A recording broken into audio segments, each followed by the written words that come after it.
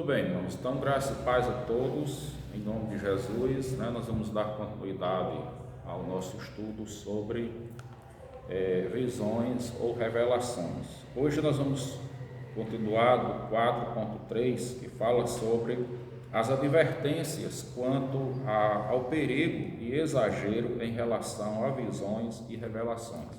Então, vemos que esse estudo ele é algo muito pertinente, para esse momento que nós estamos vivendo da Igreja do Senhor na Terra.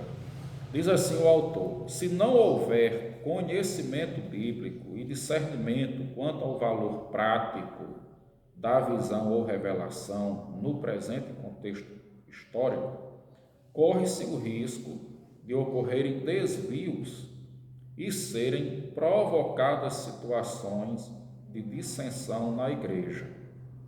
Por este motivo, devem ser seguidas as orientações abaixo.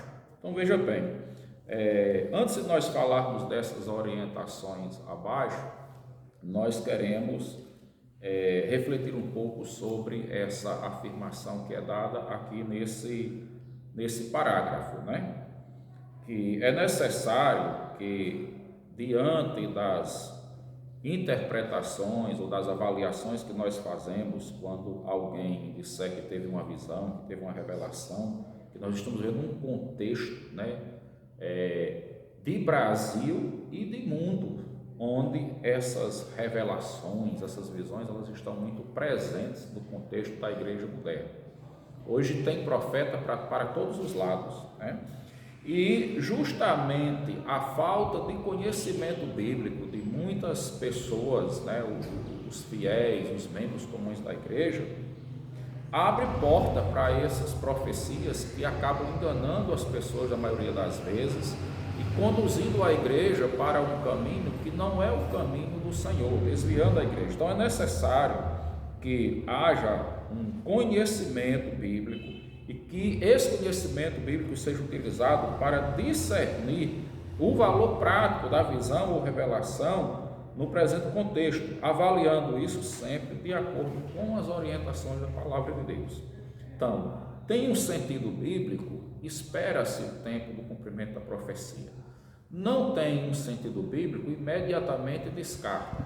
Mesmo que se tenha algum sentido bíblico, tem que se avaliar outros aspectos, a questão do caráter do profeta, o seu histórico profético. Porque a gente vê muitas vezes as pessoas estão mencionando algumas profecias aí que tem até uma ligação bíblica, mas não é nada de novo, simplesmente está dizendo aquilo que a palavra já diz, mas que a pessoa inova para se apresentar como um profeta e acaba enganando muita gente.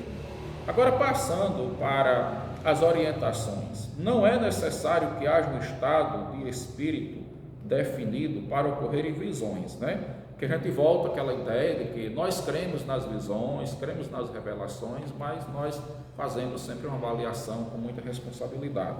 Elas podem acontecer em momentos despertos, a pessoa pode estar acordada e ela simplesmente ter uma visão ali, que pode vir em um estado de êxtase ou não, Pode vir com a maior naturalidade e ser uma visão, como aconteceu em Daniel capítulo 10, versículo 7, em Atos capítulo 9, versículo 7. Vamos conferir esses textos.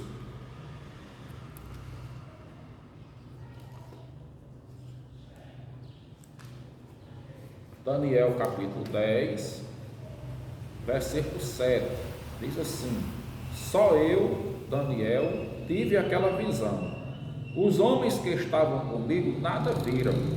Não obstante, caiu sobre eles grande temor, e fugiram e se esconderam. Então Daniel está relatando aqui um momento, em que Deus lhe dá a visão do rio Tigre. Ele estava com outras pessoas, ou seja, havia um momento desperto, estavam conversando, estavam acordados, estavam andando, sentados em algum lugar ali, E de repente ele teve uma visão. Aquela visão, no momento que houve uma manifestação do poder de Deus, houve com certeza uma força espiritual, uma energia que eles sentiram um temor, mas eles não viram nada, como o próprio Daniel relata aqui. Somente ele viu a visão. E ele não teve um estado de êxtase. Houve-se uma abertura do mundo espiritual para ele, né? E ele teve uma visão de algo profundo da parte do Senhor, mas ele mesmo estava num estado natural. Outro texto também é Atos, capítulo 9, versículo 7,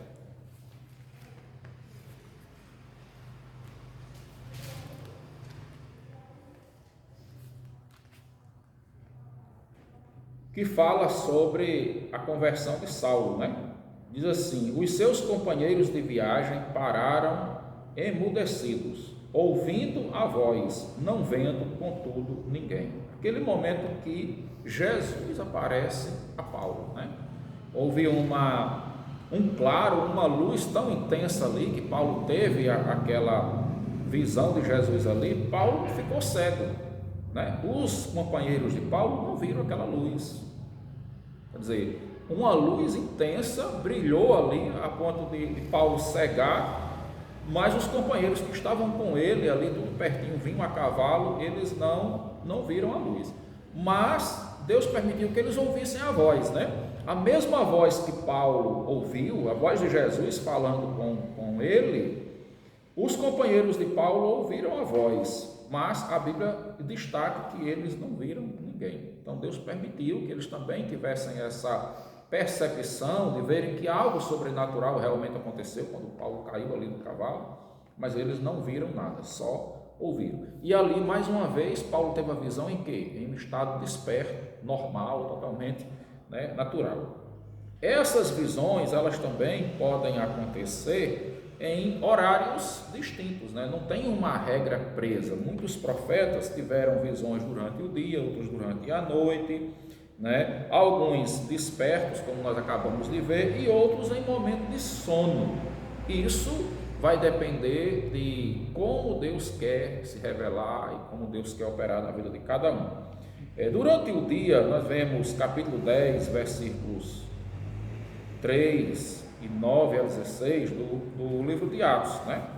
Capítulo 10 aí, a gente vai ver o que? O centurião Cornélio, versículo 3 diz assim: esse homem observou claramente durante uma visão, cerca da hora 9ª do dia, um anjo de Deus que se aproximou dele e lhe disse. Então vai o versículo 4, vai falar Cornélio e vai dar a visão, né? No versículo 6, há o relato de que houve uma visão claramente, né, na hora 9ª do dia, né? Então o que acontece? Durante um horário diurno, né? Versículos de 9 a 16, uma visão que fala da visão de Pedro. No dia seguinte, indo eles a caminho, e estando perto da cidade, subiu Pedro ao eirado, por volta da hora 6ª, a fim de orar. Estando com fome, quis comer, mas enquanto lhe preparavam a comida, sobreveio-lhe um êxtase. Olha só essa outra forma de visão, né?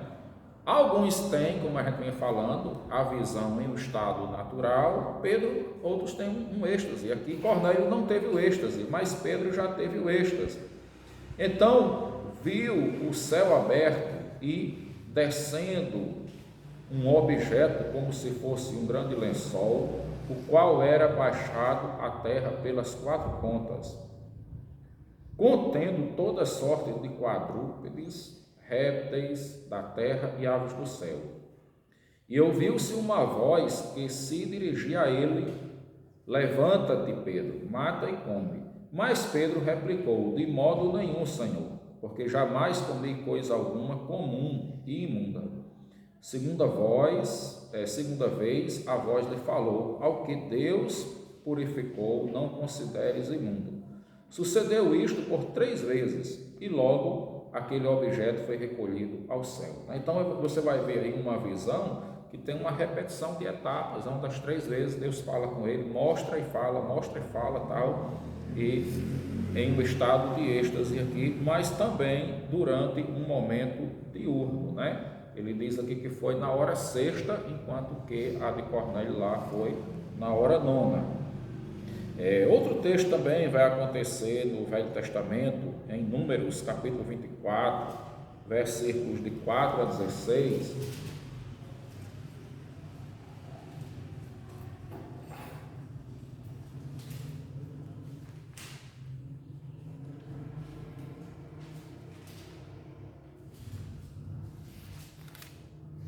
Números 24, de 4 a 16, né? Balaão abençoa Israel pela terceira vez, né? Palavra daquele que ouve os ditos de Deus e de quem a visão do Todo-Poderoso e prostra-se, porém, os olhos abertos. Palavra daquele que ouve os ditos de Deus, o que tem a visão do Todo-Poderoso e prostra-se, porém, de olhos abertos. Que boas são as tuas tendas, ó Jacó, que boas são as tuas moradas, ó Israel. Como vales que se estendem, como jardins à beira dos rios, como árvores de sândalo, que o Senhor plantou, como cedros junto às águas. Então, na continuidade aí, ele vai fazendo vários elogios, né, abençoando várias situações relacionadas a Israel, né? Aquele texto quando Balaão vinha para amaldiçoar o povo e o Espírito Santo tome para que ele o abençoe, certo? Um outro texto que a gente vai ver é Gênesis 46, 2, que fala de um outro momento, né, dessas revelações, né, que é durante a noite. Foi uma visão que aconteceu a Abraão, né? Vamos ver aí, Gênesis 46,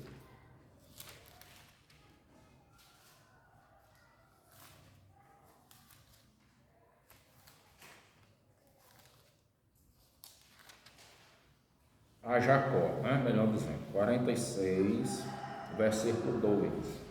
Falou Deus a Israel em visões de noite e disse: Jacó, Jacó. Ele respondeu: eis-me aqui, né? Então Jacó ali recebe essa visão durante o horário da noite. E não houve um êxtase também, né? Deus falou com ele e ele responde naturalmente. Mas também acontece de Deus falar à noite durante o sono, ou até durante o dia em um sono. Esse momento aqui vai ser Números capítulo 12, versículo 2.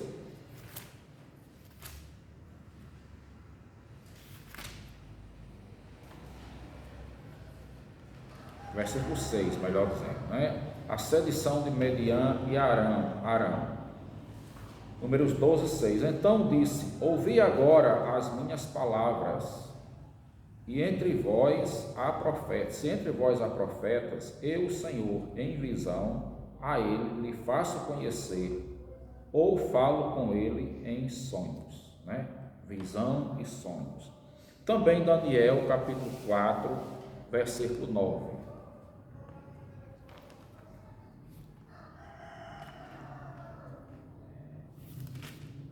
Daniel 4, 9. Beltesazar, chefe dos magos, eu sei que há em ti o Espírito dos deuses santos, e nenhum mistério te é difícil. Eis a visão do sonho que eu tive, diz-me a sua interpretação. Então, simplesmente ali Deus deu uma visão também em sonho. Voltando aqui à apostila, o próximo parágrafo diz o seguinte: as revelações ou visões devem estar sujeitas à mesma disciplina do profeta, ou seja, elas têm que ser avaliadas com os critérios ensinados na palavra de Deus, né? Isto é, devem ser julgadas, pois podem ser simplesmente fruto da mente natural ou carnal. Em Jeremias capítulo 23, versículo 16, também Colossenses 2, 18 e 19. Vamos ver aqui esse texto, que é muito importante para a gente refletir aqui. Olha, Jeremias capítulo 23, verso 16. Assim diz o Senhor dos Exércitos: não deis ouvidos às palavras dos profetas que entre vós profetizam e vos enchem de vãs esperanças. Falam as visões do seu coração, não o que vem da boca do Senhor. Então, a Bíblia diz o quê? Que alguns profetas estavam entre o povo falando visões do seu coração, não eram palavras que vinham do Senhor. E o que a Bíblia fala sobre o coração do homem? Vocês lembram? Que o coração do homem ele é enganoso, né? O coração do homem cheio de pecado, cheio de maldade, ele é enganoso. Então as profecias que surgem do coração e não de Deus, elas são profecias enganosas. Muitas vezes a gente vê os profetas dizendo assim: olha, eu estou falando para você uma palavra de Deus que Deus colocou no meu coração. A profecia do coração. E não tem aquela certeza que é uma palavra que Deus falou. Ou até dizem: Deus me mostrou isso, Deus mandou eu falar. E Deus não mandou falar, né? Colossenses capítulo 2, versos 18 e 19.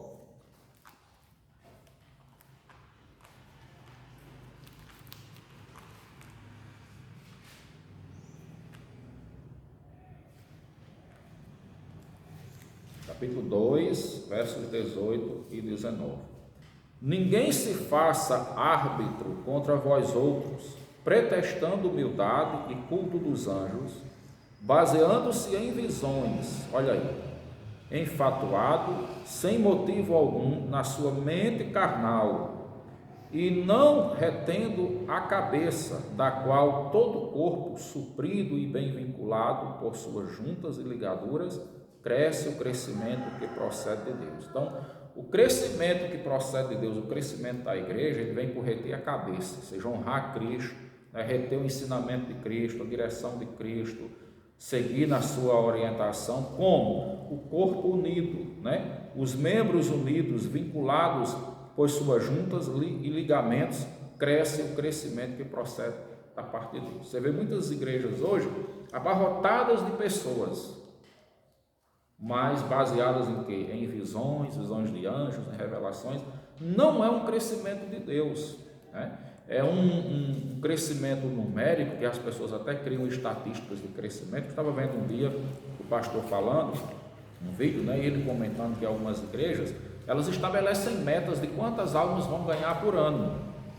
E aí, para que elas possam bater essas metas, né, atingir esses objetivos, elas começam a trazer pessoas de todo jeito para dentro, tentando ajudar a salvar, né? E aí, na verdade, meus irmãos, nós não podemos estabelecer metas de quantas pessoas a igreja vai salvar. A igreja não salva. A gente pode estabelecer metas de quantas pessoas nós vamos visitar, de quantas pessoas nós vamos evangelizar, podemos fazer isso. Agora, metas de quantas almas vamos ganhar, aí nós não podemos, porque a salvação ela não pertence a nós, ela é uma obra do Espírito Santo, né? É Deus quem salva, é Deus quem transforma as pessoas. Então, essas metas, elas são metas erradas. E aqui a gente vê que já no tempo de Paulo, no tempo dos demais apóstolos, já existia essa distorção, né?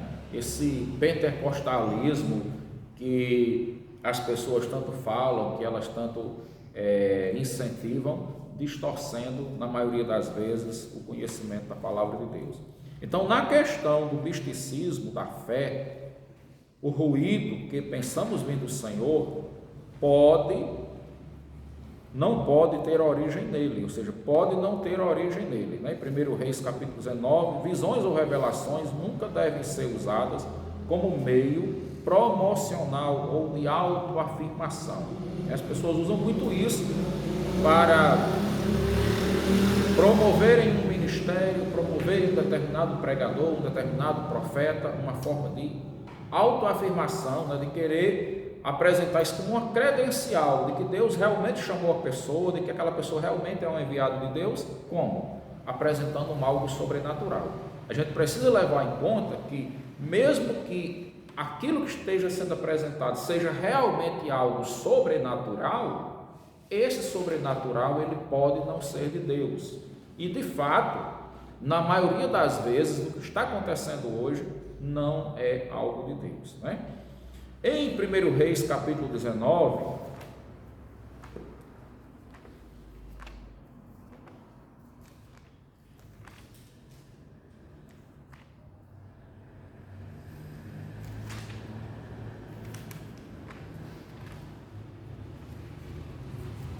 A gente não vai ler o capítulo, mas vai apenas fazer um comentário aqui, resumo.